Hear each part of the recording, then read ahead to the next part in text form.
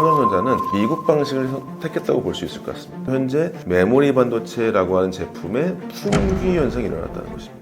그것에 따라서 반도체 메모리 가격이 어떤 제품은 3배, 어떤 제품은 5배까지 올라가지고 삼성전자가 손실봤던 것들을 지금 거의 메꾼 상태가 돼버릴 정도가 나왔죠. 엄청난 기회를 잡았다고 볼 수가 있겠습니다. 그래서 지금 메모리 가격이 가장 크게 오른 이유는 뭐죠? 말하자면은 삼성전자, 하이닉스, 삼성전자가 AI를 활용해 반도체를 만드는 AI 메가 팩토리는 실제 생산에 어떤 효과가 있을까요?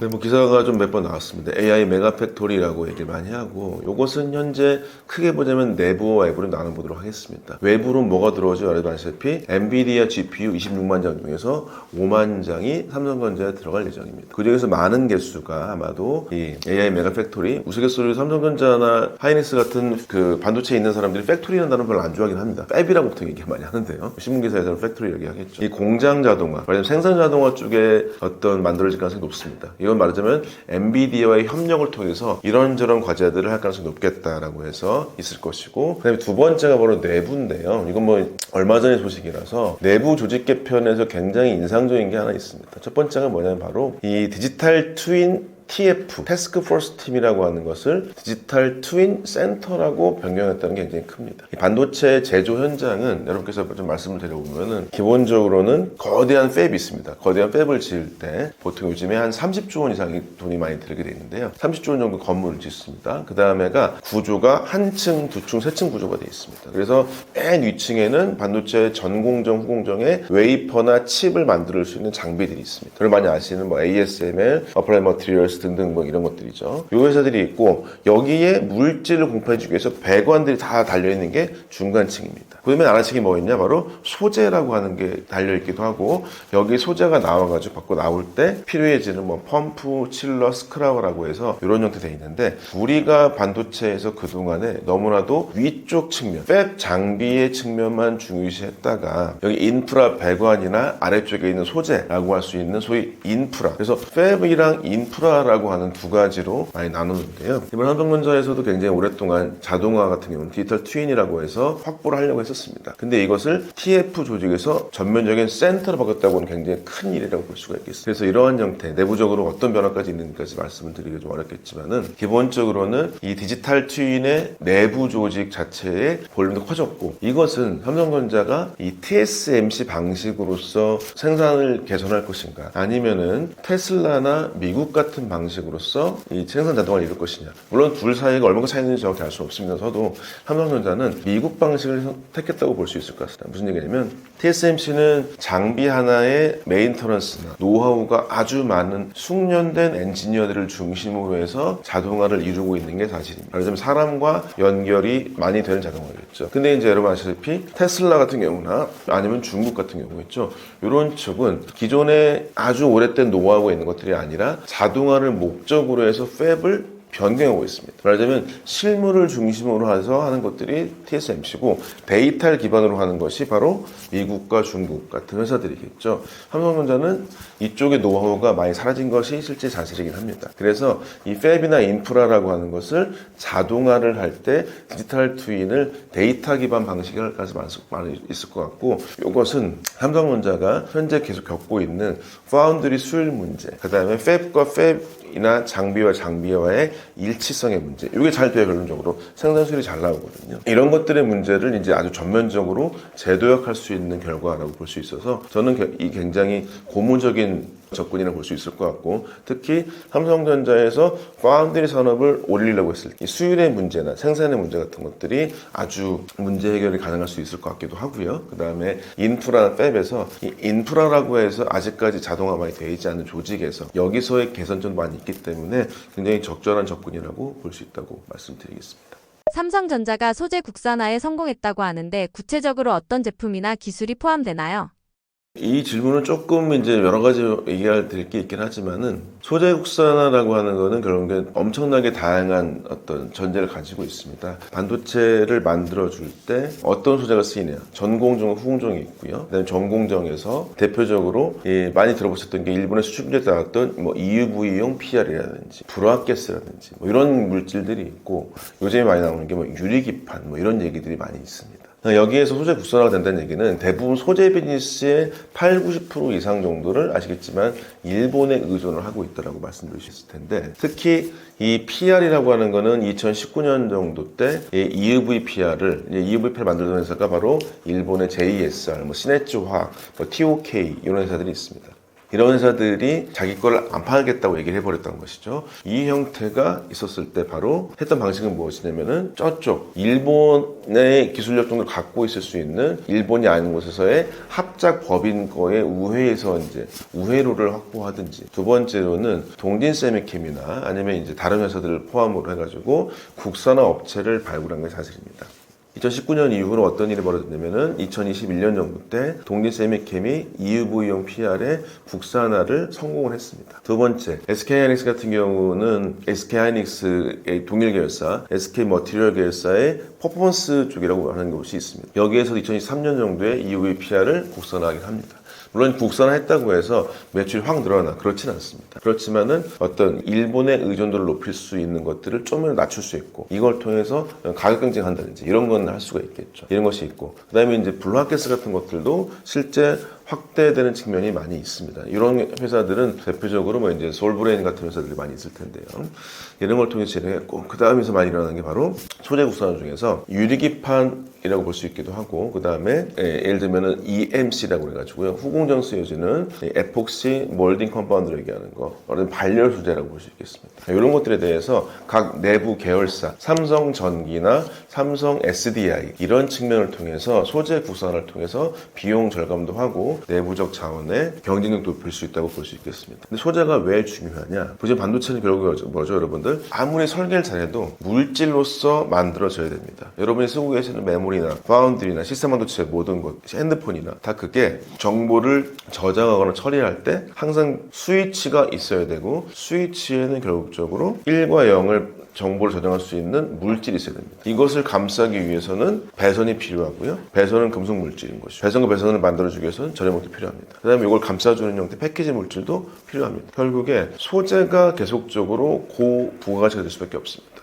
소재를 어느 한 나라나 어느 한 회사에 계속적으로 말하자면은 의존하게 돼 있으면은 실제로 기술 발달이 어려운 게 사실입니다. 그래서 한번 먼저 소재 국산화는 제 생각에는 기존의 장비 국산화 대비했을 때 훨씬 더 경쟁력이 있을 수 있겠다라고 말씀드릴 수 있겠습니다.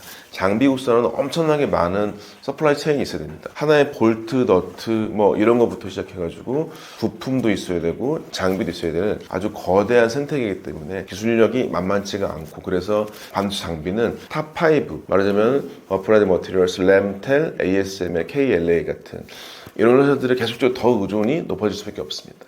그렇다면 소재는 무엇이냐? 이게 레시피만 아주 잘 개발하게 된다고 하고 순도를 높일 수 있는 기술력을 축적한다고 한다면 훨씬 더 매력적인 비즈니스가 될 수가 있겠습니다. 그렇기 때문에 이런 형태의 소식들, 말하자면 전공정, 후공정에 주로 공정 프로세스 가스들이나 일반 가스들이나 혹은 반도체 후공정 쪽에 유리기판 같은 거나 EMC 같은 것들의 국산화를 통해서는 훨씬 더 경쟁력이라고 하는 소부장의 생태계를 확보할 수 있는 것에 아주 고무적인 결과라고 볼 수가 있겠습니다. 메모리 가격과 계약 방식이 바뀌고 있다고 하는데 분기 계약과 장기 계약은 실제로 어떤 의미를 가지나요? 이 메모리 제품에서 소위 요즘에 나오고 있는 게 LTE 말고 LTA입니다. 롱텀 어그리먼트라고 얘기하는데, 이것이 아마도 실행이 될 것 같은 예정이 있습니다. 뭐 신문기사 나올 때는 뭐 샤오미가 했다느니 뭐 애플이 했다는 이런 얘기가 있습니다. 무슨 얘기냐? 그 정도로 현재 메모리 반도체라고 하는 제품의 품귀 현상이 일어났다는 것입니다. 그거에 따라서 반도체 메모리 가격이 어떤 제품은 3배, 어떤 제품은 5배까지 올라가지고 삼성전자가 HBM 때문에 손실봤던 것들을 지금 거의 메꾼 상태가 돼버릴 정도가 나왔죠. 아마도 올해 4분기, 그다음에 내년도 1, 2분기까지는 이 메모리 가격이 천정부지일 가능성이 굉장히 높습니다. 근데 이 질문처럼 분기 계약과 장기 계약에 왜 큰 차이가 있느냐? 분기 계약은 한마디로 얘기해서 만들어 놓은 것을 사가는 거에 가까웠었습니다. 장기 계약은 1년 동안 우리가 10만 개 아니면 100만 개가 필요합니다. 100만 개 계약합시다라고 하시거든요. 이게 뭐냐면 바로 수주 계약에 가깝습니다. 이러면 메모리 반도체, 제가 회사 다닐 때 항상 메모리 산업을 뭐라 그랬냐면은 천수답이라고 했습니다. 천수답.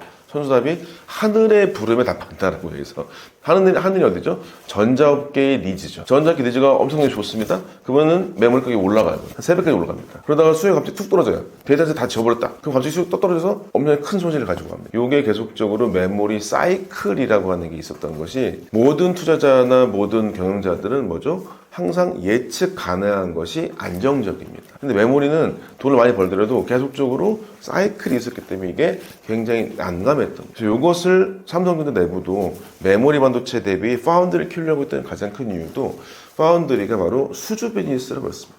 네, 그렇기 때문에 수주하게 되면 돈이 결정돼 있지 않습니까? 그러면 경영 계획이 가능하죠. 네, 그래서 메모리 반도체가 현재 장기 계약으로 변화하려고 하고 삼성전자의 이러한 노력이나 이러한 제안을 메모리를 살려고 하는 팹리스나 B2C 회사들, 아니면 전자업계에서 받아들인다는 얘기는 무엇이냐? 메모리가 커머더티라고 할 수 있는 단품이더라도 이게 약간의 수주 형태를 띨 수도 있겠구나라고 하는 것이 될 수 있겠고, 이것 때문에 바로 투자자 입장에서나 경영하는 입장에서는 굉장히 엄청난 어떤 기회를 잡았다고 볼 수가 있겠습니다. 그래서 지금 메모리 가격이 가장 크게 오른 이유는 뭐죠? 말하자면은 삼성전자, 하이닉스, 마이크론의 모든 CEO나 전략가들이 지금은 단품의 D램과 낸드가 이렇게까지 오를 줄은 몰랐다는 거죠. 말하자면 그것을 예상할 수가 없었던 거고, 그러니까 감산을 했다가 갑작스럽게 수요가 폭발되는데, 이 수요를 갑자기 우리가 무슨 인테리어 공사하듯이 일주일 만에 집이 양성나 이러지 않습니다. 보통 팹을 신설부터 가동까지는요 2년이 걸립니다. 그러면 있는 팹에서 설비를 안정시키고 진행하는데 미니멈 6개월이 걸립니다. 네, 그러면 그동안 지금 수요가 폭발했다고 할지라도 이 수요를 맞춰주려고 팹을 지을 때 적어도 1년은 돼야 이게 안정화되거든요. 미니멈 6개월이기 때문에 기존 장비를 쓸 수 있다고 봤을 때, 그래서 여러분 내년 상반기까지 약 6개월 이상 정도는 메모리 가격이 천정부질 것이라고 하는 게 업계의 중론인 것이고, 그것이 현재 상황이겠죠. 결론적으로 지금 메모리 감소하는 이유도 뭐다? 이제 메모리 회사들이 하도 사이클 많이 당해가지고요, 이제는 쉽게 투자를 안 하려고 합니다. 그렇죠? 이 사이클이 언제 갈지 몰라. 많이 투자했다가 2023년 꼴 나면 어떡하지? 이런 형태의 마음을 가지고 있겠죠. 그래서 장기 계약 여부가 가능하다고 하면 계약이 떨어졌으니까 라인을 확장해야지. 이게 바로 현재 TSMC의 방식이겠습니다. 이런 것들을 봤었을 때는 엄청난 큰 전환이라고 말씀을 드릴 수 있겠고, 메모리 회사들한테는 정말 행복한 어떤 소위 고민과 행복한 기회가 아닐까라고 말씀을 드리겠습니다. AI 칩 최적화 수준이 회사마다 다르면 메모리 사용량에는 어떤 차이가 생기나요? 네, 여러분께서 이제 보시면 AI 최적화라고 하는 건 무엇이냐면, 결국에는 A라고 하는 인공지능은 결국에 인간의 두뇌인데, 두뇌는 딱 뭐죠? 여러분 아시다시피 추론하는 것과 기억하는 것, 이 두 가지겠죠. 그러면은 기억하는 게 바로 메모리 반도체, 추론과 처리하는 게 바로 이 시스템 반도체인데, 기존에 이 시스템 반도체의 중요성이 훨씬 더 중요했었습니다. 그래서 이제 GPU를 개발하고 CPU를 개발하고 난리도 아니었죠. 그런데 지금 데이터가 엄청나게 늘어났어요. 파라미터가 엄청 늘어났다. 네, 그러면은 이제 시스템 반도체의 속도를 막 높였던 게 현재 엔비디아 GPU입니다. 그런데 이 GPU를 만들었다고 했는데 얘가 데이터가 메모리로 들어와야, 소위 메모리가 읽어줘야 넘어가거든요. 근데 이 메모리가 읽어주지 못하면은 아무리 빨라도 놀고 있는 거죠. 지금 여러분 GPU 같은 경우가 HBM이 많이 필요한 이유가 현재의 GPU하고 HBM 속도 차이가 8배 차이가 이상 납니다. 그렇다고 하는 건 무엇이냐? 결국에는 AI 칩의 최적화라고 할 수 있는 거는 메모리 디펜던시가 더 커졌다는 거죠. 시스템 반도체의 성능이라고 하는 게 물론 중요하고, 이것의 개발 성능은 여전히 중요하지만, 개발을 잘 만들어도 얘가 일하려고 하는데 일할 거리가 없는 거예요. 일할 거리 누가 준다? 메모리가 주는 거죠. 결국에는 AI 반도체 시장이 인프라용 AI라고 하는 엔비디아 GPU를 기반으로 하는 것들이 있고, 그 다음에가 여기에서 엣지 디바이스라고 해서 우리가 아직 결정되지 않은, 왜 AI용 핸드폰일지, AI용 로봇이 될지, AI용 자동차가 될지, AI용 무슨 반지가 될지 모릅니다. 하여튼간에 모르겠지만은 얘네들마다 다 뭐가 계속 들어가죠. AI라고 하는 기술이 들어가고, 그러면 데이터를 엄청 많이 학습해야 되는 GPU는 HBM이라고 하는 고대역폭이 엄청 많이 필요한 거고, 그 다음에 조그맣게 해서 내 내부 PC, 내 내부에서만 돌아가서 좋겠어 라고 하는 PC용이나 모바일용 AI 칩이 나오게 된다면 거기는 단품 디램만 들어가면 되고, 뭐 이런 것들이 아주 성능에 최적화해 있어서 메모리 중심의 어떤 변화가 되고 있는 게 사실인 것이고요. 그래서 지금 엔비디아 같은 경우는 뭐죠? 현재 AI 시장에서 이 학습과 추론에서 추론이 들어간다. 그럼 뭐죠? 기존의 학습은 데이터가 많이 필요해요. 많이 필요하니까 엔비디아 GPU에 HBM이 막 들어갔죠. 근데 추론은 뭐죠? 학습된 거에서가 내가 데이터를 조금 넣어가지고 빨리 처리해야 됩니다. 그러니까 뭐죠? 조금 넣는데 빨라야 돼. 그러니까 여기는 단품 디램이 있으면 되는 거죠. 그래서 지금 나오고 있는 게 엔비디아의 HBM 말고 GDDR7 단품을 가지고도 GPU를 만들고 있습니다. 지금. 말하자면은 기술의 변화에 따라서 디바이스의 변화에 따라서 메모리 중요성이 점점점 올라가고 있는 것이고, 이것은 이 최적화 영역에서 메모리라고 하는 게 복잡한 HBM 같은 것부터 단품까지 다양한 수요처가 있다고 볼 수가 있겠고, 이건 국내 회사에는 아주 큰 고무적인 현상이라고 말씀드릴 수가 있겠습니다. 삼성전자가 국내에 450조를 투자하는데 이것을 즉각적인 공격적 투자가 아닌 중장기 계획으로 보는 이유는 무엇인가요? 결론적으로 말씀드렸다시피 많이 투자했다가 망한 기억이 있는 것입니다. 이 메모리 사이클이라고 하는 게 계속적으로 된다면, 앞서 질문처럼 수주형으로 메모리가 바뀌지 않는다면 메모리사들은 결코 이제는 투자를 급히 하진 않을 것입니다. 아까 말씀드렸다시피 타임 슬립이 있지 않습니까? 수요가 폭발했어요. 강하게 올라왔어. 이때 풍기 현상이야. 투자했다가 투자가 1년 뒤가 확정이 실제 실행이 됩니다. 1년 동안도 돈 벌겠지만 이 투자 금액을 그 이후에 못 벌 수도 있습니다. 뭐 이런 형태의 굉장히 계속 어려움이 생긴다고 볼 수가 있겠죠. 그래서 450조라고 하는 형태가 기존 전 정부 같은 경우도 보시면 360조 한다고 했을 때 그게 대부분 삼성전자입니다. 그거의 투자 폭을 넓힌 건 많긴 하지만 거의 약간의 한 10년을 정도로 주게 하는 정도로 볼 수 있을 수 있겠고, 물론 지금 이거는 기존 대비는 줄어들 겁니다. 왜냐하면 뭐 저희 최태원 SK 회장이자 아니면 여러저러 뭐 AI 빅테크 회사들에서 얘기했다시피 AI 인프라는 우리나라만 해도 1,400조 원이 필요한 정도입니다. 지금 450조이라고 하는 단어보다 3, 4배 이상이 더 필요한 게 국내 투자 현실이거든요. 이것을 급 단기간에 하려고 하는 것들이 현재 AI 소위 어떤 경쟁 구도에서 필요하기 때문에 단기적일 수 있겠지만, 삼성전자 같은 개인 회사가 개별 기업이 현재 소위 수주가 없다고, 그 다음에 생산성이 기대된다고 라인을 무한히 확장할 수는 없는 것입니다. 그 다음에 이제 여러저러 전력 인프라 문제도 있고요. 그래서 그런 것들을 고려했을 때 이게 중장기 계획인 것은 맞다라고 말씀을 드릴 수가 있겠습니다. 일본이 중국의 반도체 핵심 재료를 덜 공급하면 중국 기업에는 어떤 문제가 생기고 한국 기업에는 어떤 기회가 생기나요? 일단 가장 중요한 거는 현재 이 중국에서 아주 공식 발표를 하지 않았고 루머라고 하는 건 처음부터 말씀을 좀 드리겠습니다. 그렇지만 한한령처럼 한일령이라고 하는 모습은 좀 보여지고 있다는 건 현재 업계 중론이겠죠. 근데 아직 발표는 안 했습니다. 분명히 루머라고만 다시 한번 강조드리는데, 그렇지만 여기서는 지금 미중 갈등을 중심으로 해서, 그 다음에 러우 전쟁 중심으로 해서 어떻게 됐죠? 기존에 공급망 안정, 서플라이 체인이 글로벌이 돼 있었던 이 글로벌 SCM이 엄청나게 잘 돼 있을 때 미국은 뭐 하죠? 현재 관세를 통해서 철벽을 쳐버리고, 중국 같은 경우도 내부에서 돌아갈 수 있도록 내부 생태계를 조성해버리고, 이렇게 된다면 모든 기업들이 다들 비용이 올라가게 돼 있습니다. 모든 나라들에서 이런 상태인데, 그러면 결국에 뭐가 있어야 되냐? 한 칼이 돼 있어요. 한 칼이. 한 칼로 보자면은 중국, 대만과 우리나라는 반도체 제품의 최고 경쟁을 갖고 있습니다. 이 제품을 예전에 조립공정 같은 걸 사려지 안 됩니다. 왜 일본이 거의 잃어버린 10년 넘게 10년처럼 다시금 반도체 공정 못 하고 있느냐? 엘피다가 망한 다음에, 엘피다라고 하는 메모리에서 망한 다음에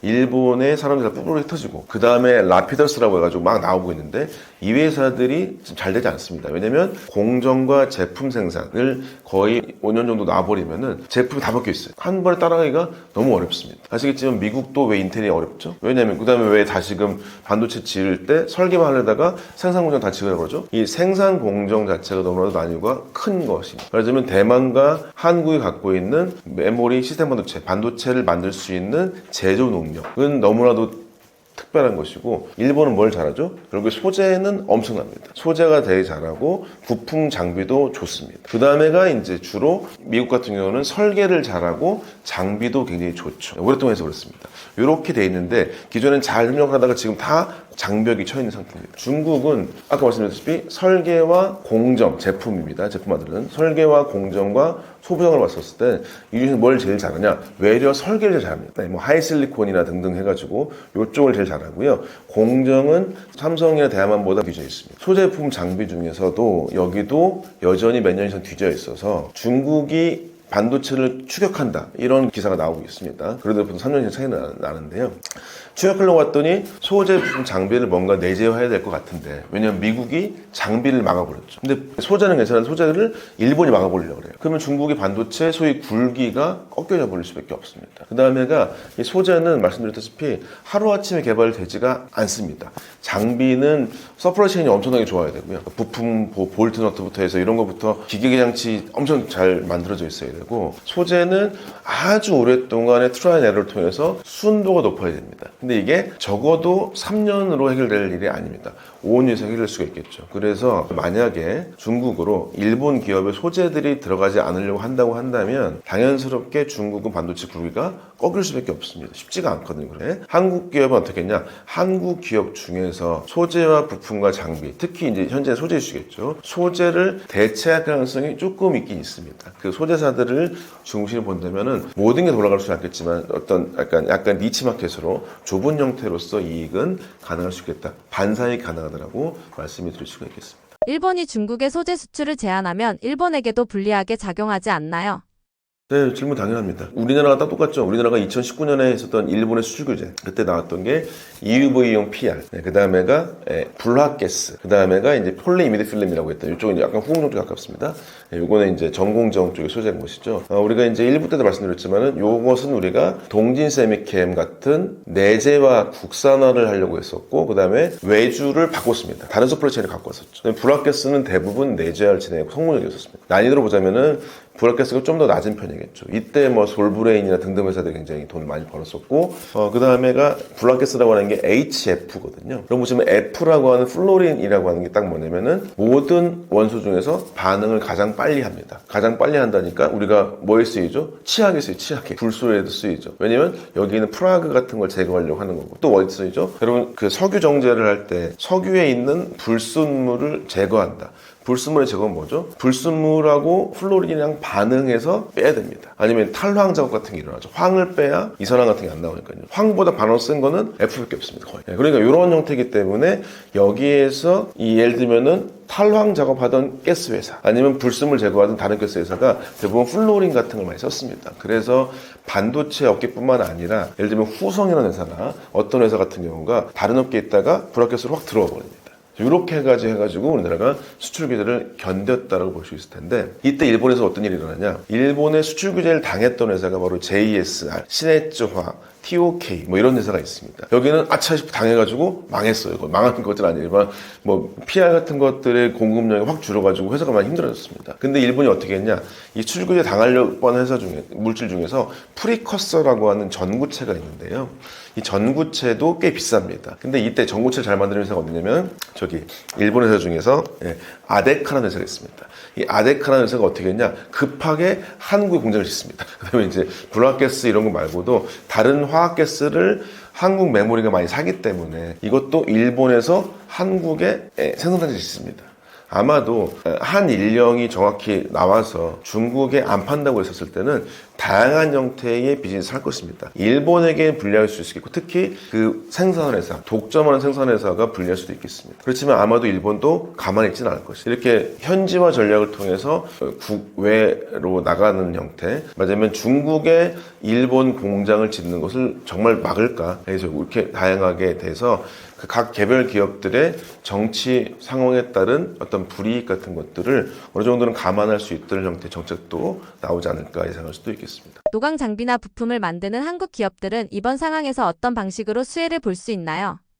지금 노광 장비나 부품 같은 경우는 우리나라가 뭐 잘 만들지 못합니다. 근데 이제 소재가 좀 큰 이슈가 될 수 있을 것 같고요. 부품과 장비 이 두 가지가 좀 더 이슈라고 말씀드릴 수 있겠는데, 하자면 소재를 안 판다. 그렇게 되면은 얘기 드렸다시피 주로 현재 대표되는 게 일본 소재 대표적으로 PR이라고 하는 감광액의 거의 90% 이상을 일본이 거의 독점하고 있는 상태입니다. 그다음에 남은 10% 정도를 이제 다른 회사가 있는데, 이 상황에서는 한국 기업들이 얘기 드렸다시피 뭐 동진 세미캔, SK 머티리얼스, 뭐 퍼포먼스 이쪽 계열이 있는데 이런 계열사들이 바로 이 중국으로 수출할 수 있는 대안책이 될 수 있을까? 가능하다고 봅니다. 근데 그게 당장 가능해요. 그렇지는 않습니다. 이 EUVPR 같은 경우, 그러니까 여러분께서 보시면 노광 공정 자체가 이 아이라인이라고 하는 아주 큰 파장, 그 다음에가 뭐 KRF, ALF, 뭐 EUV가 있는데 가면 갈수록 비싸지는 겁니다. 근데 가면 갈수록 비싸질수록 일본 은행도 높습니다.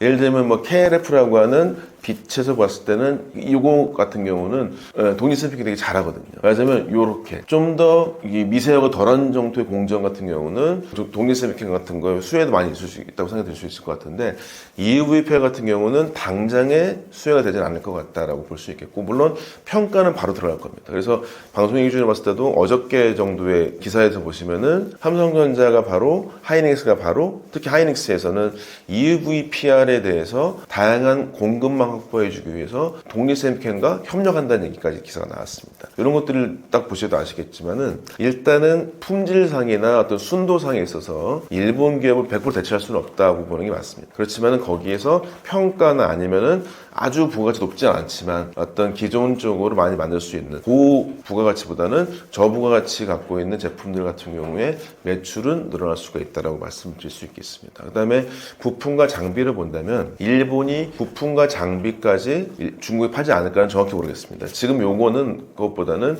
미국이 갖고 있어 미국이 자기 우방국한테 얘기했던 중국에 장비를 팔려고 하면 1년마다 허락받아서 했던 거 거기에서 일본 장비 중에서 텔이라는 회사 도쿄 일렉트로닉스나 관련된 부품들 같은 경우가 수급이 덜 한다고 한다면 이것을 대체제라고 하는 게 부품과 장비사들은 좀 있거든요. 그런 것들은 확인해 보시게 된다면 좀 더 반사이익은 있을 수 있겠습니다.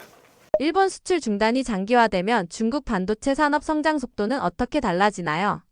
네, 일단은 이게 가장 중요한 게 현재 보실 거는 이 25년 말이지 않습니까? 4분기지 않습니까? 그러면은 제가 봤을 때는 1분기가 지난 시점에서부터 정확히 보시는 게 좋을 것 같습니다. 왜냐하면 아마도 아직 수출 규제가 나오지 않은 상태에서 아직 정확히 나오지 않은 상태에서 아마도 중국에서는 급하게 일본의 물량들을 막 사올 겁니다. 일본 회사들도 안 팔 이유는 없겠죠. 그래서 급하게 살 겁니다. 아마도 일본 소비자들이 좀 난리가 났을 텐데 예를 들어서 그러면은 근데 걔네가 유통기한이 얼마큼 되냐 가장 중요한 게 특히 고부가치라고 할 수 있는 PR의 유통기한은 아무리 길어도 6개월을 못 넘습니다. 보통 3개월에서 6개월 사이에 다 써버려야 되거든요. 아무리 입도소매해가지고 빨리 사버린다 할지라도 6개월 이상 가지를 않습니다. 제품들이. 그러자면은 1분기가 지난 시점 이때부터 뭔가 중국에서 소재 우회나 국산화 같은 국산화를 불가능합니다. 말하자면 뭐 한국으로 대체하거나 이런 것들에 따라서 무언가 길이 없어가지고 생산성이 떨어지게 된다면 소위 얘기해서 중국이 갖고 있는 연구개발이나 생산 측면이 굉장히 큰 타격을 받을 것입니다. 근데 중국 같은 경우는 우리나라가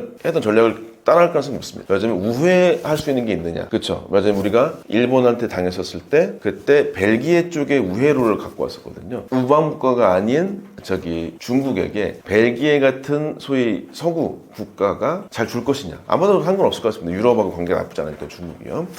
요 우회로가 가능하냐? 우회로는 요거 유럽 쪽이랑 우리나라가 될 수 있을 것 같아요. 이게 가능하냐? 요 여부를 우리가 좀 고민할 필요 있을 것 같고요. 이게 안 된다. 국산화는 단순히는 어렵습니다. 적어도 2년 이상 갈 것이고요. 그래 봤을 때는 현재 중국 반도체 산업 성장 속도는 특히 연구개발에서 뒤질 가능성이 높을 것입니다. 그다음에 노광 공정이 진행이 안 되거나 관련되어진 것들이 진행이 안 되면 아무리 공장이 돌아가더라도 이게 생산이 되지 않는 것이 맞거든요. 그런 것들을 목줄을 쥐고 있을 때 그것의 우회 경로가 만들어질 것이 말 것인가를 아마도 내년 1분기 정도에 결정이 될 것 같습니다. 그때 생산 둔화 같은 것들을 보시거나 연구개발에서의 변화사항을 한번 보시게 된다면 중국 여부는 굉장히 주목되는 상황이라고 말씀드릴 수가 있겠습니다. 중일 갈등으로 생긴 한국 반도체 기회가 일시적이 아닌 장기적 경쟁력 강화로 이어질 가능성이 있나요?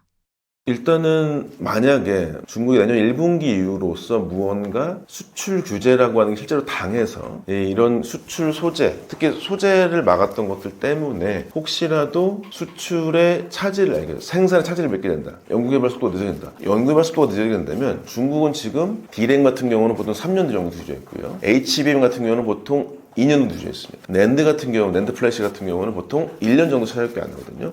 요 3년, 2년, 1년. 그 다음에 시스템 반도체 파운드리는 보통 3년 이상 차이 납니다. 요 정도 기간이 6개월만 늘어나도요. 요것은 정말 엄청난 경우를 마련할 수밖에 없습니다. 무슨 얘기냐면 어떤 분들께서 이제 우려하는 분들이 뭐가 있냐면은 우리나라 같은 경우가 감산을 하다 보니까 설비 투자 제대로 안 했어요. 그런데 전 세계에 반도체 설비 투자에 4분의 1 이상 누가 했냐? 바로 중국이 있습니다. 우리나라가 제 기억하기로는 올해 해에 있었던 설비 투자액의 13% 정도를 진행을 했고요. 중국이 28% 정도를 진행했습니다. 말하자면 삼성의 하이닉스의 등록회사의 13%는 많은 수준이 아닙니다. 근데 글로벌리 유일하게 중국이 설비 투자를 엄청나게 많이 했어요. 근데 이 설비 투자를 많이 했는데 소재가 만약에 없어. 그럼 뭐죠? 엄청난 비용을 감당할 수밖에 없고 현재 중국 반도체가 웨이퍼 생산성을 높였던 것이 꺾일 수도 있습니다. 맞아요. 연구개발에서 격차가 늘어날 수도 있고 생산 때문에 우리나라가 계속 중국이 충격을 받고 있다는 위험성이 있었는데 그때 반사이익이 상당히 클 수가 있겠다라고 볼 수 있겠고 이것이 제품을 중심으로 말씀드렸다면 지금 동린세미캠 그다음에 말하자면 소재에 대해서 일본이 안 팔릴 때 그 좁은 틈을 비집고 들어가서 우리나라 소재사들이나 많은 소재들이 있죠. 부품사들은 정말 집중해가지고 중국하고 연결성을 통해서 글로벌리 실력을 높여주게 된다면 제품의 격차에 따른 일시적인 이익뿐만 아니라 계속적으로 삼성전자 하이닉스 잘 되지 않더라도 한미전자가 잘 되면 저희도 되죠. 솔브레인이나 다른 회사 잘 되면 되지 않습니까? 이런 것들의 서플라이 체인이 글로벌 수준이 될 수 있다고 한다면 이것은 굉장히 장기적으로 확대될 수 있겠다. 말하자면 단기적으로는 제품 생산 차질에 따른 삼성전자 하이닉스나 DB하이텍 같은 경우에 수주가 있을 수 있겠고 반사이익이죠. 소부장까지 확대된다면 이거는 장기적으로 이익이 늘어날 수 있다고 말씀을 드릴 수가 있겠습니다. 삼성전자와 TSMC는 비즈니스 방식이 완전히 다르다고 하던데 실제로 어떤 차이가 있나요? 네, 여러분께서 요즘엔 반도체 쪽에 관심이 많으셔가지고 다 많이 아실 텐데 반도체는 결국에는 이 설계하고 생산이라고 하는 것을 같이 할 거냐 나누어서 할 거냐 여부로 이제 크게 구분이 될 것 같습니다. 기존에는 현재 삼성전자나 인텔처럼 이 설계와 생산을 모두 같이 하는 IDM 업체입니다. Integrated Device Manufacturer라는 형태 회사가 주를 이루었다가 특히 TSMC 같은 경우가 대단한 회사라고 보이시지만 타이완 세미컨덕터 매니팩처링 컴퍼니이겠죠. 말하자면 대만의 반도체 생산 제조회사라는 것입니다. 무슨 얘기냐면 1980년대 후반에 반도체 제품이 복잡해지고 특히 설계 직무라고 하는 게 생산에 엄청난 비용이죠. 이 비용을 감당하는 것보다는 설계와 생산을 따로 하고 설계 회사의 정보를 다른 곳에 노출하지 않겠다고 하는 신뢰를 쌓았을 때 소위 얘기하는 생산, 파운드리라고 하는 업을 구분해가지고 설계와 생산을 나눠서 할 수 있는 업으로 구분한다라고 하는 것을 TSMC 창업자인 모리스 창이라는 분이 고안을 했고 그것이 현재의 이 IT, 그 다음에 AI 쪽으로 갔었을 때 굉장히 생산의 전문 부서가 되고 외려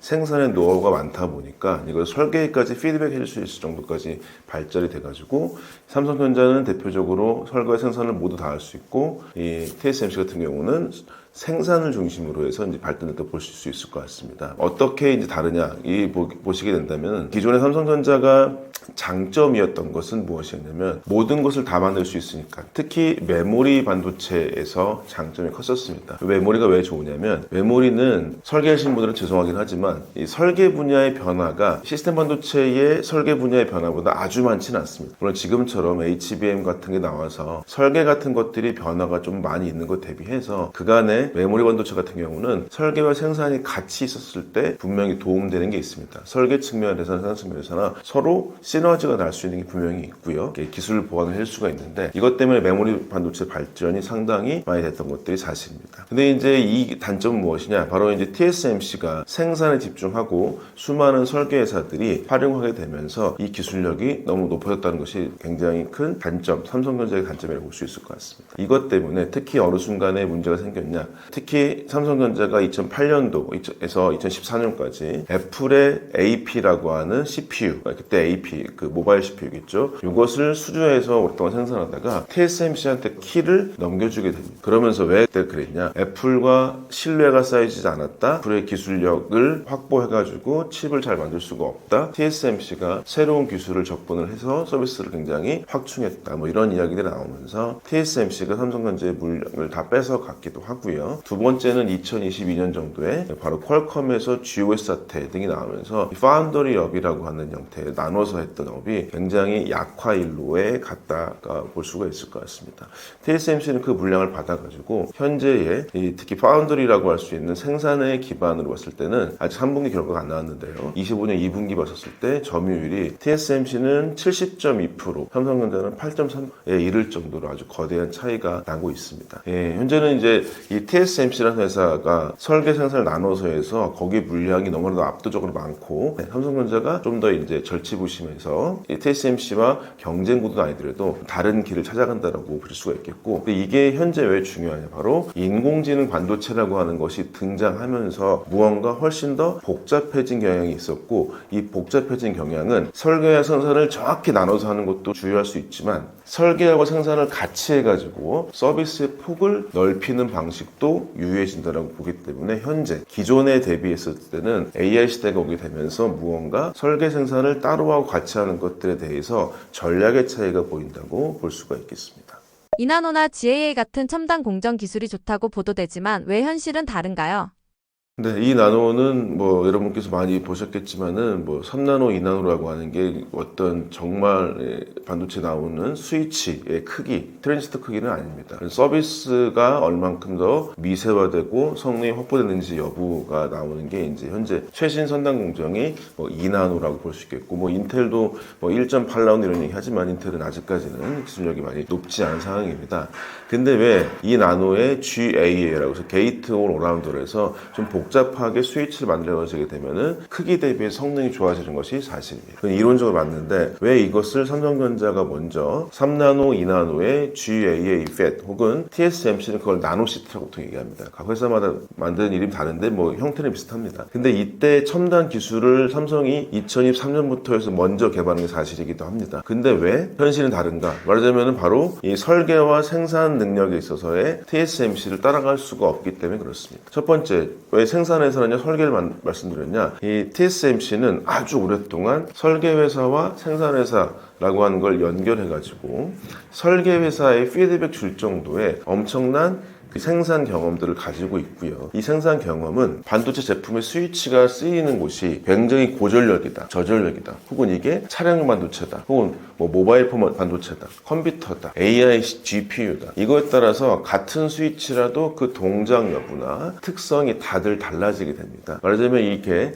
설계회사의 다양한 것들을 확보해가지고 생산에 반영할 수 있는 노하우가 실제 없는 것이 삼성의 현실인 것이고요. 이것이 어떻게 되고 있냐? 말하자면 생산할 때 아무리 새로운 공정을 도입한다 할지라도 이론적으로는 좋다고 할지라도 설계회사가 믿어주질 않습니다. 예전에 아까 말씀드렸던 고객과 경쟁하지 않는다 이 레벨이 아니라 설계를 많이 안 해봤기 때문에 설계회사와 연계해서 생산을 많이 안 해봤기 때문에 다양한 제품에 대해서 기술력이 없기 때문에 삼성전자의 최신 기술력을 업계에서 믿어주질 않습니다. 이것이 현재 가장 큰 문제가 될 수 있겠고, 두 번째는 당연스럽게 생산에서의 수율 문제입니다. 반도체는 통상적으로 수율 문제가 웨이퍼 하나에서의 양품의 개수죠. 이 수율 문제는 특히 파운드리라고 할 수 있는 위탁 생산 산업에서 비즈니스의 가장 중요한 목줄에 가깝습니다. 생각해 보시면은 삼성전자에서 웨이퍼를 뭐 한 달에 10,000장, 20,000장을 생산한다. TSMC에서는 만약에 20,000장 똑같이 생산한다. 근데 삼성전자 수율이 50% 전후다. 그럼 거기서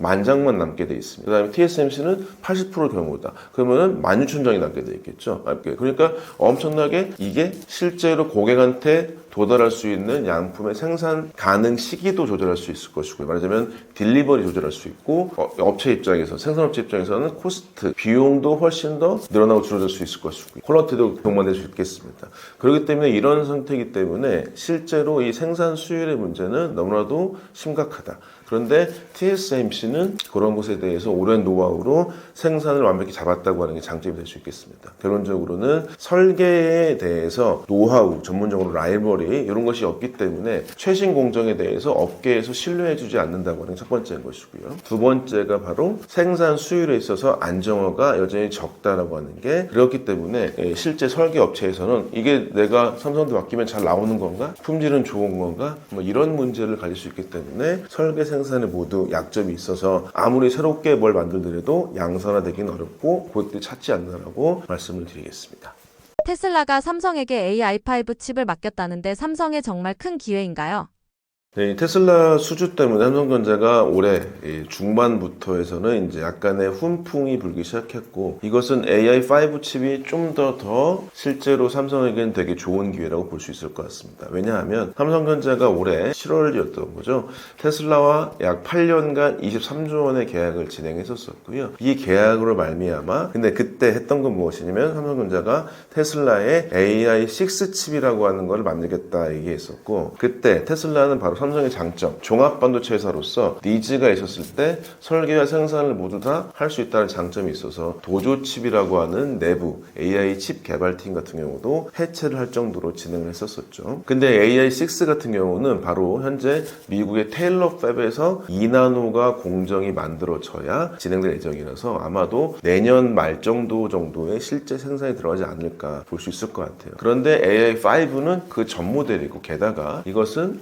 TSMC가 원래 다 만들던 최신 칩입니다. 이것을 삼성전자에 줬다는 얘기는 삼성전자는 2나노 공정을 쓰지 않더라도 기존의 공정 장비를 가지고도 생산 가능하다라고 하는 아주 큰 장점이 있고, 이게 AI5 칩이 굳이 미국에서 안 만들어도 됩니다. 현재 삼성의 평택이나 화성 기흥 쪽에 삼성전자 시스템 반도체의 파운드리 팹에서도 충분히 만들 수 있기 때문에 생각보다 A6 칩보다는 투자비가 덜 들게 되겠죠. 그 다음에 선단 공정 2나노의 불안정성보다는 3나노, 4나노가 훨씬 더 안정적이가 될 수 있겠습니다. 그렇기 때문에 이것을 맡겨서 TSMC와 삼성전자가 동일한 관점은 아니겠지만 어느 정도 뭐 70%, 80% 이상 정도는 할 수 있다 하면 테슬라가 AI5 칩을 필두로 해서 삼성전자한테 더 큰 수주를 줄 수도 있고, 그걸 기반으로 해서 다른 회사들 있죠. 퀄컴이나 패밀스 회사들이나 당당한 회사들이 삼성전자 쪽의 파운드리의 영향력 같은 거를 높여줄 수도 있겠다라고 볼 수가 있겠고, 그러니까 결론적으로 이 테슬라는 AI6 칩이라고 하는 것을 아마도 내년 말부터 만들 수 있을 것 같은데, AI5는 이미 만들었던 경험이 있고 TSMC와 경쟁 구도이면서도 할 수도 있고, 삼성전자 실제적으로 현재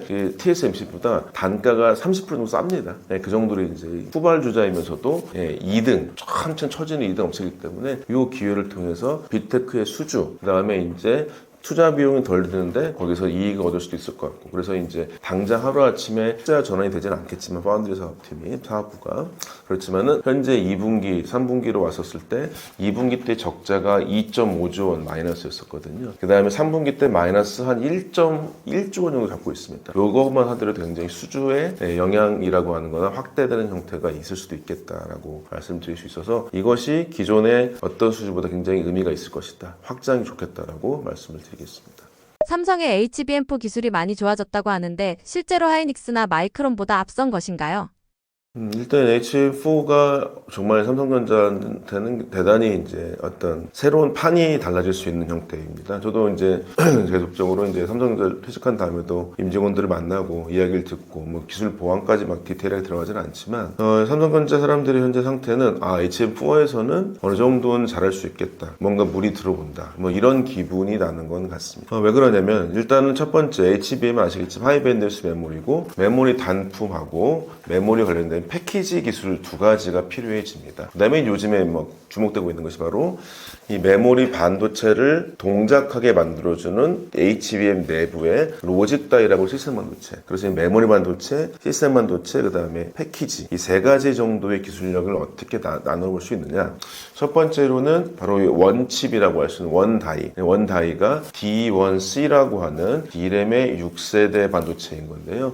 보통 크기가 한 11나노 전후 정도 정도 됩니다. D1B라고 하는 하이닉스는 D1B인데요. 이게 보통 12나노 중반 정도 되거든요. 요 11나노 정도 줄였다고 하는 건 생각보다 반도체 업계에서는 굉장히 큰 일입니다. 왜 그러냐면은 통상적으로 1나노를 줄이게 되면 칩의 면적이 20%가 늘어나게 되죠. 왜냐면은 보시면은 1by 1이었다가 10%를 1나노를 줄였어요. 8%를 줄였다. 그러면 그게 곱하기가 되지 않습니까? 그래서 보통 현재 1나노를 줄였다. 그랬을 때 면적은 훨씬 더 커지는 면적에 대해서 많이 나올 수도 있고, 당연스럽게 면적이 작아져서 톨 개수, 말하자면은 수율이 좋다고 봤을 때는 웨이퍼 단가도 더 낮아지겠죠. 그런데 거기서 반도체 칩은 특이한 건 뭐냐면은 소자가 작아지고 칩이 작아지는데 성능은 더 좋아지게 됩니다. 그래서 이제 D램 단품의 다이의 경쟁력이 삼성전자가 하이닉스나 마이크론의 D1B보다는 D1C가 훨씬 더 좋다고 볼 수가 있고, 이것은 굉장히 쉽게 넘어갈 수는 없는 일입니다. 그래서 외려 지금 업계에서 들리는 소문은, 아니 삼성전자하고 하이닉스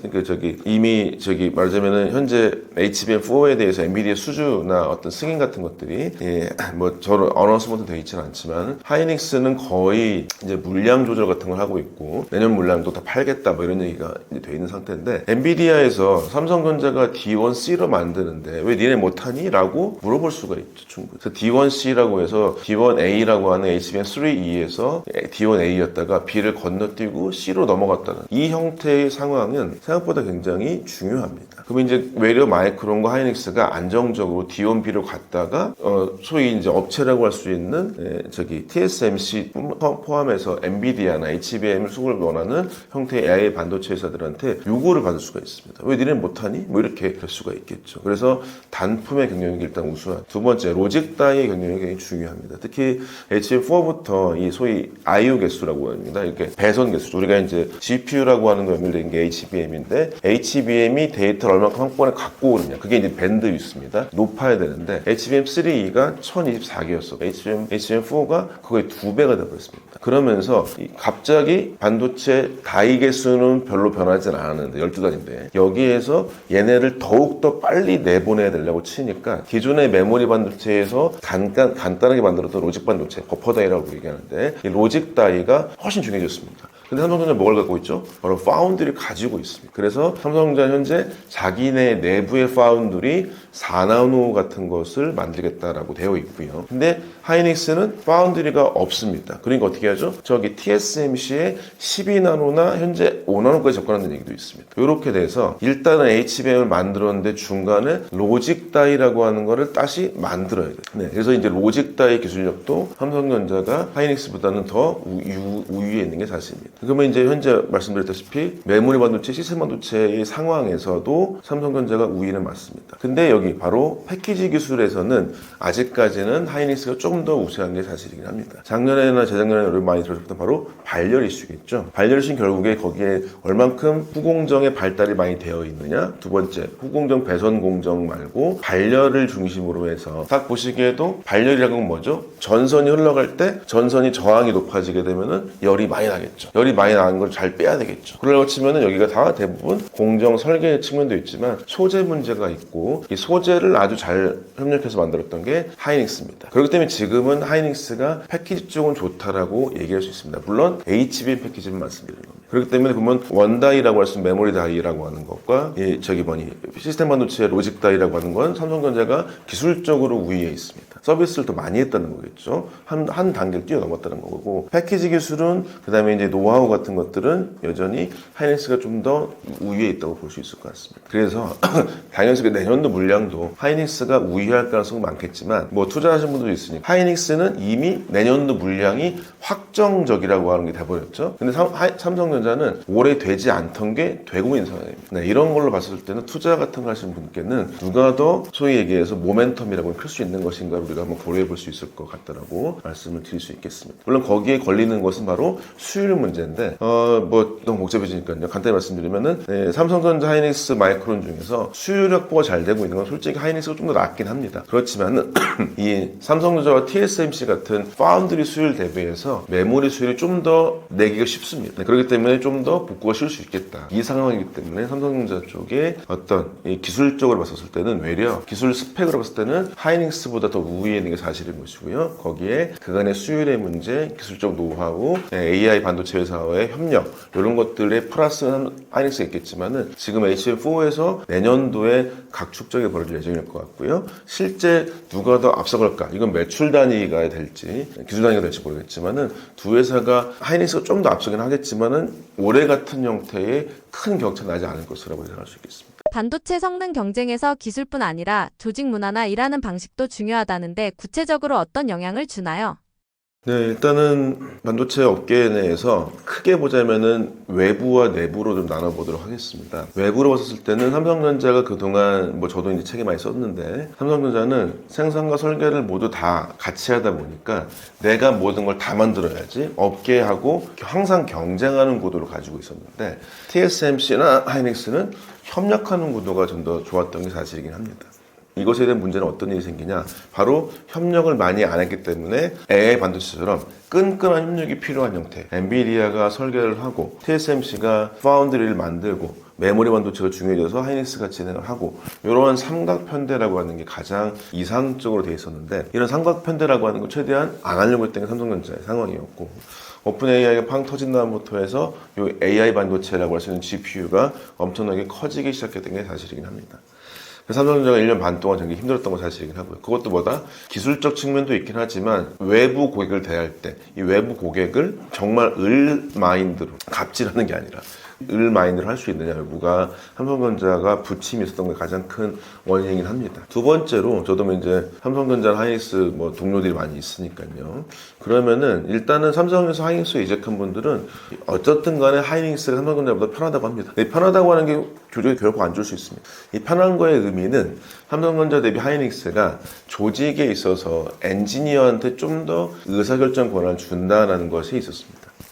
네, 이런 형태겠죠. 그 무슨 얘기냐면은 이제 삼성전자가 상당적으로 좀 탑지향, 탑다운 형식이 좀 강합니다. 하이닉스는 노동조합도 있기도 하고요. 그래서 실제적으로 물론 삼성전자도 있긴 하지만 좀 세력이 약한 게 사실입니다. 하이닉스 같은 경우는 어느 정도 엔지니어한테 의사결정권을 주기도 하고 여기에 어떤 존중하는 게 꽤 있을 텐데 탑다운 방식과 바텀까지 아니더라도 좀 덜한 방식 약간의 수직과 수평형의 방식은 분명히 차이가 있었습니다.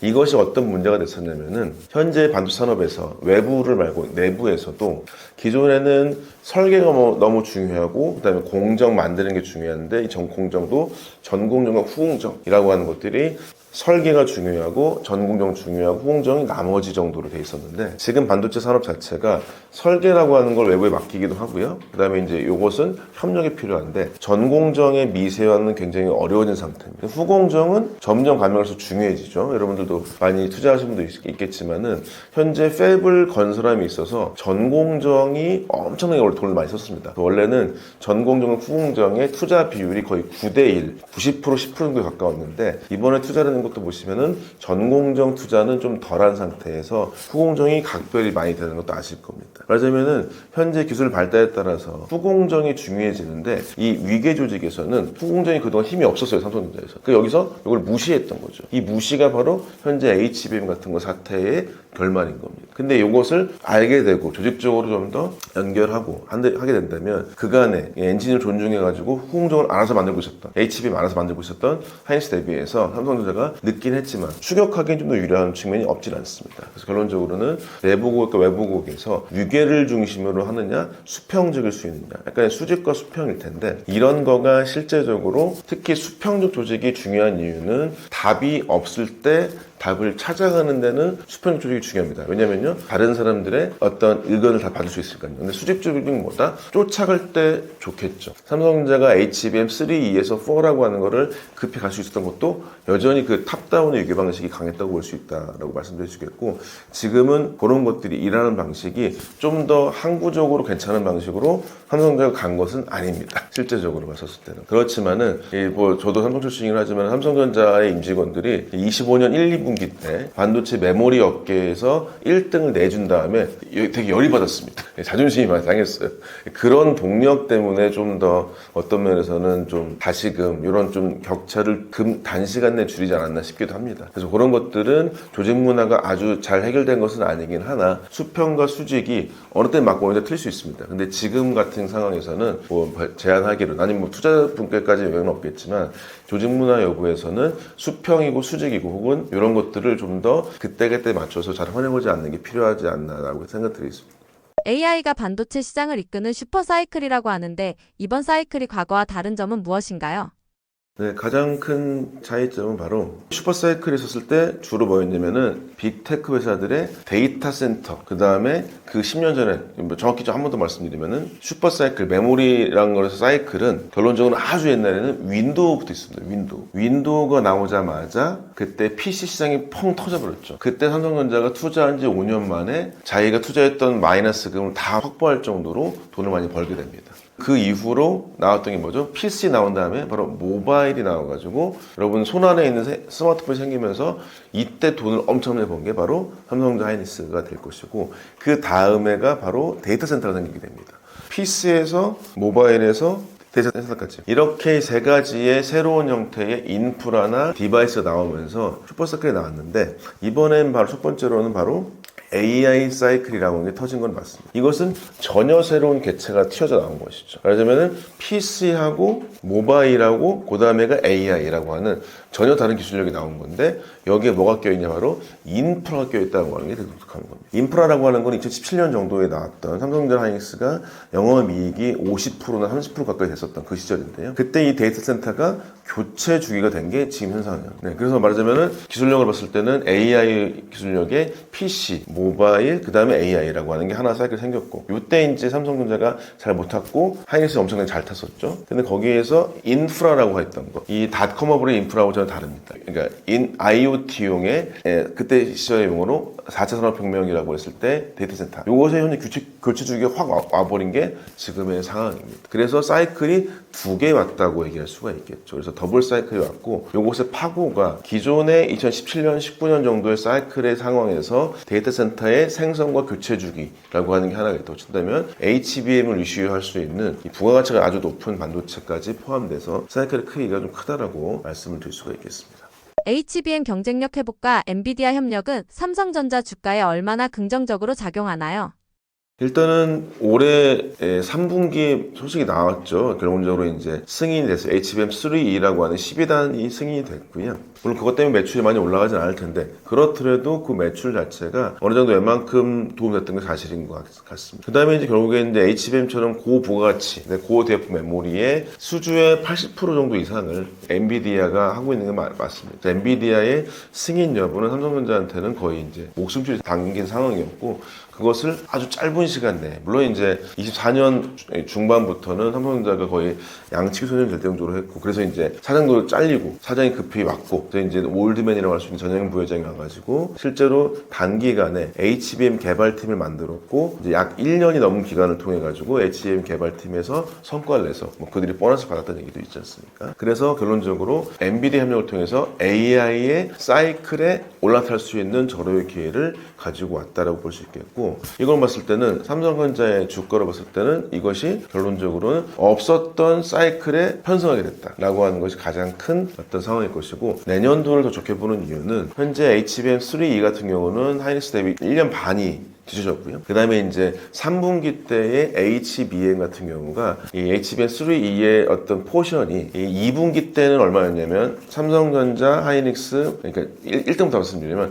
하이닉스, 마이크론, 삼성전자였습니다. 60일, 20일, 17일 했었습니다. 말하자면 HBM3E에서는 그 생산도 얼마 없는 마이크론에 뒤질 정도였거든요. 3분기 때 어떻게 됐겠냐? 아마도 예상치지만 하이닉스가 한 55, 삼성전자가 한 24, 마이크론이 한 22 정도로 바뀐 것 같아요. 말하자면 이 정도로 HBM3E에서 2등까지 올라갔다는 것이겠죠. 이것이 현재 HBM3E라고 하는 상황이라면 내년도에 6세대 때는 하이닉스보다 얼만큼 반기 뒤쳐질 것이냐, 분기냐, 아니면 한 달밖에 차이가 안 날까 이런 거에 따라서 HBM4의 영업이익 같은 거는 삼성전자는 없다고 하는 게 현재 상황인데 있었을 때는 다른 하이닉스 대비해서 엄청난 정도의 주가의 상승폭도 가져갈 수 있다고 말씀드릴 수가 있겠습니다. 삼성전자가 디램과 낸드 가격을 결정할 수 있다는데 실제로 어떤 의미인가요? D램은 여러분이 PC나 모바일 봤을 때 속도에 연관된 겁니다. 다이나믹 랜덤 액세스 메모리라고 얘기하는데 왜 속도가 중요하냐? 말씀드렸다시피 CPU가 정보를 읽어야 돼요. 근데 D램이라고 하는 게 여기서 정보를 갖고 와서 읽어주면은 이걸 바탕으로 해서 시스템 반도체 내부에 있는 뭐 SRAM을 옮겨줘서 이걸 가지고 이제 실제로 동작이 이루어지는데 하여튼 이 D램이 속도에 연관되는데 얘네가 휘발성 메모리입니다. 말하자면 전원이 꺼지면 데이터가 날아가요. 근데 낸드는 뭐냐면 낸드는 플래시 메모리라고 합니다. 플래시 메모리 여러분 많이 쓰시는 뭐죠? SSD 카드, USB 메모리 같은 거 있죠. 카메라에 들어간 조그만 칩 같은 거. 이런 것들은 뭐냐면 바로 비휘발성 메모리입니다. 휘발성은 비휘발성인데 데이터가 날아가지 않냐. 이 두 가지인데 얘네가 왜 삼성전자가 가격을 결정할 수 있느냐? 말하자면 대표적으로 메모리 시장 업체가 삼성전자, 하이닉스, 마이크론, 그 다음에 나머지 회사들이 있을 때 삼성전자가 4, 하이닉스가 3, 마이크론이 1, 중국 기타 등등이 1입니다. 4, 3, 2, 1인데 지금 보시면은 하이닉스와 마이크론 같은 경우가 거의 절반 이상을 HBM에 집중을 했거든요. 그런데 삼성전자는 HBM이 별로 안 좋았었습니다. 그러면 나머지 걸 어떻게 했죠? 바로 단품에 집중할 수 있었죠. 근데 단품이 지금 가격이 엄청나게 올라가 버렸어요. 그러면 모든 물량의 60% 가까이 이상을 삼성전자가 진행할 수가 있게 돼버리는 것이죠. 그렇다면 이 단품의 가격의 엄청난 폭등은 삼성전자의 이익이 거대한 측면으로 갈 수 있을 것이고요. 그렇기 때문에 질문해 주신 것처럼 가격을 결정할 수 있을 정도가 돼 있습니다. 그래서 이번에 어떻게 했냐? 10월 물량을 판매할 때 가격을 아직 우리는 결정하지 않겠습니다. 11월 가격으로 해버릴게요. 그래도 빨리 주세요. 이렇게 나왔습니다. 그 정도로 해서 이 D램과 낸드라고 하는 게 메모리의 품귀 현상이 일어났고 거기에서 현재 열쇠를 주고 있는 게 생산성도 높고 양품도 많을 수 있는 삼성전자라고 될 수 있겠고 이것은 여전히 삼성전자에 갖고 있는 모멘텀이 크다는 것을 여러분께 충분히 말씀을 드릴 수가 있겠습니다. 파운드리와 모바일 사업도 삼성전자의 성장에 중요한 역할을 한다는데 AI 시대에 어떻게 기여하나요? 네, 가장 중요한 것은 결론적으로는 AI 반도체는 뭐가 될지 아직 모른다는 겁니다. 근데 모든 곳에 AI가 쓰인다는 것이죠. 여러분 지금은 우리가 인프라에 AI가 나왔을 뿐인데 요즘에 나오고 있는 게 뭐죠? 이번에 이제 현대차가 상태가 안 좋다고 얘기 많이 나왔어요. 말하자면은 현대차의 SDV 드라이빙 방식하고 테슬라의 FSD 방식이겠죠. 이 방식은 뭐냐? 테슬라 같은 경우는 뭐죠? 아주 똑똑한 AI 같은 전체 장치가 모든 차를 다 컨트롤하는 겁니다. 근데 현대차나 중국 방식은 뭐죠? 차 자체가 자동화하는 겁니다. 무슨 얘기냐면 테슬라 쪽은 거의 AI 쓰는 것 가깝고요. 현대차나 중국 방식은 뭐냐면은 좀 더 변할 수 있겠지만 룰 베이스드라고 얘기해서 뭔가 계속적으로 뭔가 사례를 주게 되면 그걸 가지고 차 자체 내에서 로직을 가지고 자동차를 움직입니다. 근데 이게 무슨 얘기냐면 테슬라가 지금 소위 FSD를 하기 위해서 반도체를 만드는데 반도체 만드는 차량용 반도체의 가장 큰 것뿐만 아니라 엄청나게 많은 센서들도 가지고 있습니다. 무슨 얘기냐? AI 반도체가 어느 만큼의 기능을 할지를 다 알 수가 없어요. 말하자면 차가 될 수도 있고요. 전력이 될 수도 있고요. 그다음에 모바일이 될 수도 있고 로봇이 될 수도 있고. 말하자면 이것은 대표적으로 봤을 때는 이 TSMC를 중심으로 했었을 때는 거기가 바로 AI용 인프라용 GPU랑 모바일 반도체를 많이 만들고 있습니다. 모바일 시스템 반도체죠. 근데 차량용 반도체는 말 잘 만들지 않아요. 왜냐면 얘가 그렇게 비싸지 않거든요. 크니까 그렇습니다. 근데 얘네가 얼만큼 더 좋아질지를 지금 알 수가 없습니다. 말하자면은 AI의 기기의 상상력이 어디까지 갈지 모르겠다. 그러면 이것은 어떻습니까? 설계하는 회사에서는 다양한 형태의 솔루션을 가지고 있는, 말하자면 모바일도, 메모리도 있고요, 파운드리도 있고요, 패키지도 다 같이 할 수 있는 삼성전자라고 하는 회사의 토탈 솔루션 프로바이더, 원키 솔루션, 턴키 베이스 방식이 훨씬 유리할 수가 있습니다. 참고적으로 이제 기술적으로 보자면은 이 패키지 방식 자체도 삼성전자가 훨씬 더 큰 기판에 큰 반도체 만들 수 있는 패키지 방식을 더 잘하고 있습니다. 그래서 디스플레이 패널처럼 큰 패널을 쓰기도 하고요. 이렇게 돼 있는 게 나도 좀 복잡한 얘기니까. 그래서 현재의 AI 시장에서의 변경점이나 다양성이 거대해진 상태에서 모든 솔루션 다 가지고 있고, 그다음에 패키지 같은 형태의 기판도 다양하게 운용할 수 있는 삼성전자가 메모리 단품만 갖고 있는 회사들이나, 그다음에 시스템 반도체의 모바일이나 GPU에 집중되어 있는 회사들보다는 더 다양한 형태의 수주를 받을 수 있겠다라고 말씀드릴 수가 있겠습니다. 그래서 다양성도 많아지고 제품도 복잡해지는 이 상태에서 훨씬 더 경쟁력이 있겠다라고 말씀을 좀 드리겠습니다. 한미 반도체나 HPSP 같은 소부장 기업이 AI 반도체 시장에서 주목받는 이유가 무엇인가요?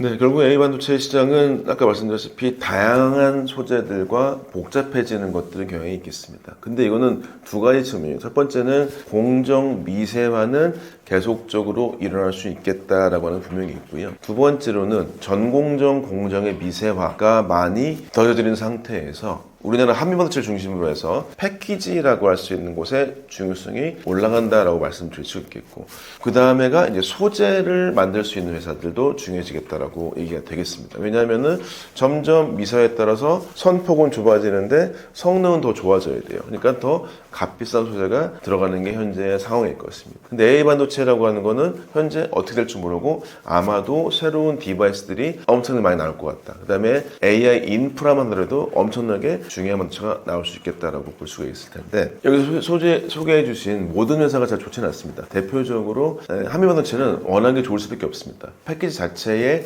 변화폭이나 어드밴스 패키지 자체가 워낙에 다양성을 띠고 있는데, 거기에서 제일 중요한 본딩이라고 하는 본딩을 할 수 있도록 하는, 본딩이라고 하는 게 바로 기판과 웨이퍼 사이, 다이 사이를 연결해 주는 게 본딩입니다. 물론 다이와 다이를 연결할 수도 있고, 지금은요 웨이퍼와 기판을 연결할 수도 있고 정말 다양한데, 그 본딩 기술 자체가 워낙에 노하우가 많은 게 한미반도체 같은 회사가 될 수 있겠고요. 그와 연결되어진 경쟁 관계 회사들도 많이 있을 수 있겠고, 그래서 구공정 회사들 중에서도 본딩 회사나 계측기 회사나 이런 것들이 중요해집니다. 계측은 또 왜 중요해지냐? AI 반도체가 먼저 계속적으로 쌓고 있는 거죠. 쌓습니다. 쌓아요. 쌓는다는 거는, 우리가 계측한다는 게 뭐죠? 뭔가를 본다는 겁니다. 보는 거는 뭐죠? 우리가 엑스레이 같은 투시할 수 있는 게 아닌 이상 겉보기밖에 볼 수가 없거든요. 그런데 칩들은 계속 쌓여지고 있어요. 그러자면 얘가 쌓여있는 칩이 고객한테 가서 불량을 알아서 크게 고소당하는 것 대비해서 내부적으로 얘가 양품인지 불량품인지를 알아야 됩니다. 말하자면 요 3D 반도체들이 바뀌어지기 시작하면서 요것에 대해서 알 수 있는 계측회사, 본딩회사 같은 구공정 기업들이 굉장히 중요해질 수 있다고 말씀을 드릴 수 있겠고, 결론적으로 AI 반도체가 점점 뭐한다? 커지기도 하고 미세화도 되고 적층도 되더라. 이 세 가지 같은 것들이 기술 변화가 계속 이끌어주고, 여기는 결국에 소재와 부품과 장비가 없으면은 만들 수가 없습니다. 여러분, 가장 중요한 거는 반도체는 물질이라는 거겠죠. 물질 자체가 소재, 물질을 가공하는 그게 뭐죠? 부품과 장비겠죠. 요거 자체가 중요할 수 있겠고, 근데 투자할 때 좀 조심할 것은 전공정 공정 말씀드렸다시피 여기는 미세화가 많이 일어났기 때문에 상대적으로 후공정 대비 투자가 많이 될 일은 없을 것 같습니다. 말하자면 라인 증설을 확 했어요. 그러면 라인 증설에 따라서 캐파빌리티, 캐파가 없어가지고 같은 장비를 사는 건 있겠지만, 얘가 기술 발달이 확 커져가지고 새로운 장비를 비싸게 산다, 이런 건 별로 없습니다, 생각보다. 그래서 요즘 외래어 여러분 아시겠지만은 노광 공정이나 이런 공정들에서 특수하게 공정이 확 획기적으로 개선되지 않는 바에야 장비 매출이 높지 않고요.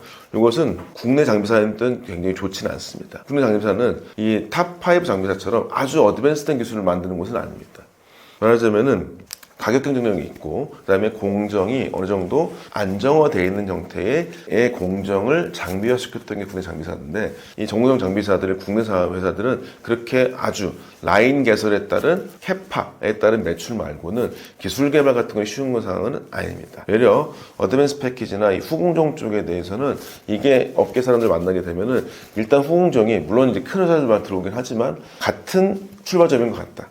네, 이런 것들이 있기 때문에 국내 회사 중에서 후공정 회사 같은 경우는 어느 정도의 투자 기회도 보시면 나쁘지 않다라고 말씀드릴 수 있겠습니다. 네, 안녕하세요. 저는 박준영이라고 합니다. 저는 10년간 삼성전자에서 반도체 연구소에서 공정개발 담당을 했었고요. 그 다음에 인사팀에서도 채용과 전략 담당을 했었습니다. 그 다음에 이후에는 반도체 업계 10년 정도 해가지고 이제번에 제가 딱 20년 차 됐네요.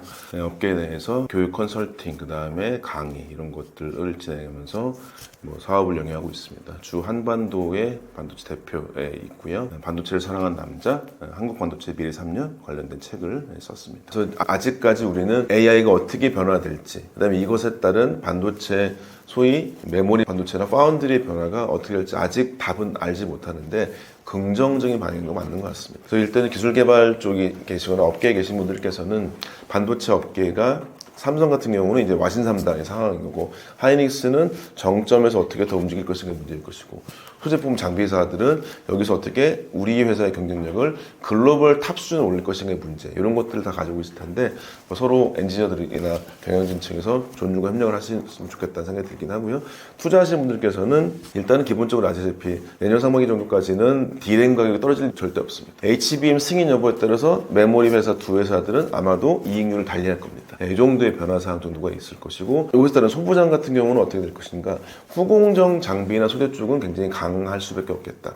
전공정은 좀 여러저러 국내외 회사들의 기술 경쟁력 확보에 따라서 좀 구별해서 투자했으면 좋겠다는 말씀 드릴 수 있겠고, 그런 것들에 대해서 이렇게 요즘 머니 같은 걸 많이 보시면서 정보도 보시면 좋을 것 같습니다. 네, 이상 마치도록 하겠습니다. 감사합니다.